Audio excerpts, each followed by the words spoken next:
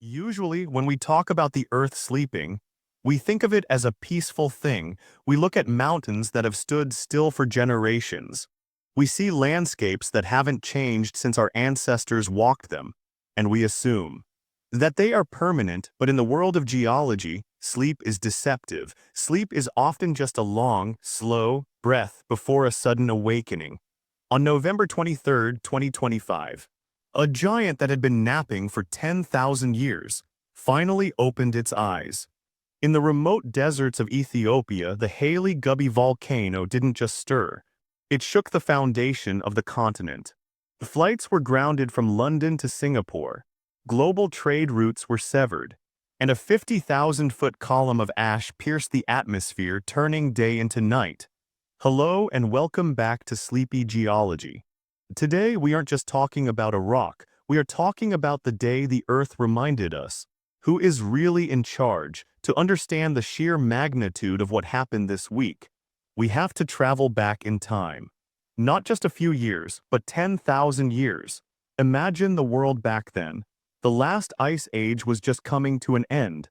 Human civilization was barely in its infancy, and in the sun-scorched deserts of what is now Ethiopia, a massive mountain named Hayli Gubbi went to sleep. For 10 millennia, this mountain stood forgotten. It wasn't a jagged, scary-looking peak like the ones you see in Hollywood movies. It was a shield volcano, a broad, gentle giant.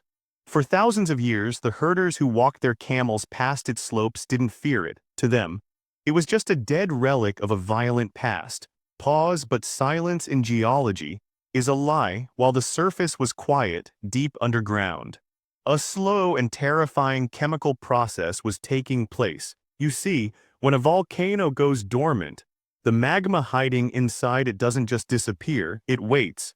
This process is what scientists call fractional crystallization. But you can think of it like a jar of honey left in a cupboard. When you first buy honey, it is smooth, it is runny, but if you leave it alone for a decade, it turns into a hard, gritty, sticky mess. That is exactly what happened to the molten rock inside Hayli Gubbi. Over 10,000 years, the liquid rock cooled down. It turned into a thick, sticky sludge.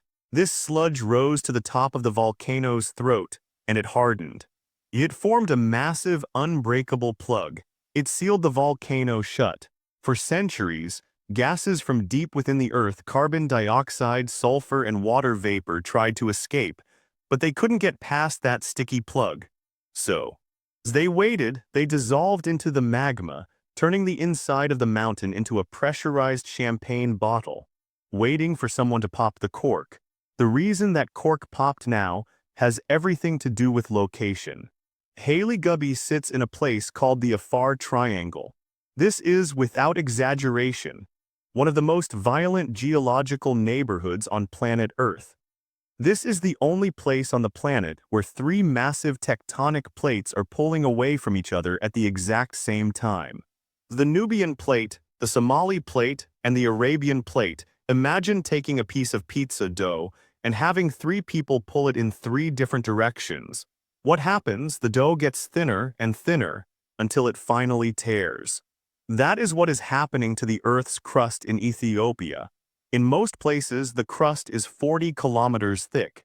Here, it has been stretched so thin, it is barely 20 kilometers thick. The skin of the Earth is paper-thin here. And on November 23rd, the skin finally ripped open. A deep crack opened up miles underground. Fresh, boiling hot basaltic magma shot upward like a bullet. It slammed directly into the bottom of Hayli Gubbi's old, cold storage chamber. Pause. Think of pouring boiling water into a frozen glass bowl. The shock was instant. The fresh magma heated up the old gas-filled sludge. The gases expanded instantly. Pressure is a force that will always win eventually. At 8:30 in the morning, the mountain simply gave up. The explosion wasn't a flow, it was a shatter. The massive rock plug was pulverized into microscopic dust in the blink of an eye. It punched right through the weather layer of our atmosphere and reached the stratosphere. Once the ash reached 50,000 feet, the problem was no longer local, it became global. You might wonder, Why are huge airplanes so afraid of a little dust? The answer is terrifying. Volcanic ash is not like the dust in your house. It is made of tiny, jagged shards of glass. When a modern jet engine sucks in this air at 500 miles per hour, the heat inside the engine melts the glass. It turns into liquid and coats the inside of the turbine. The engine suffocates because of this. Flights from London to Singapore, from Dubai to Mumbai, were all diverted. Thousands of people were stranded, sleeping in airports. Their lives disrupted by a volcano they had never heard of, thousands of miles away. So, why does this matter? Is this just a one-time disaster? No, Hayli Gubbi is just a symptom of a planetary transformation. Africa is splitting in two. Every time a volcano like this erupts, the land drops a little lower. Millions of years from now, the ocean waters will rush in, Ethiopia will lose its coastline, and a new island continent will be born. The eruption of November 2025 was just one small crack in this massive million-year project. We build our cities and fly our planes, assuming the ground is solid. But Hayli Gubbi showed us that the Earth is alive, it is moving, and when it decides to change the map, it happens with a power that we can only watch and respect. Thanks for watching Sleepy Geology. Stay curious and stay safe.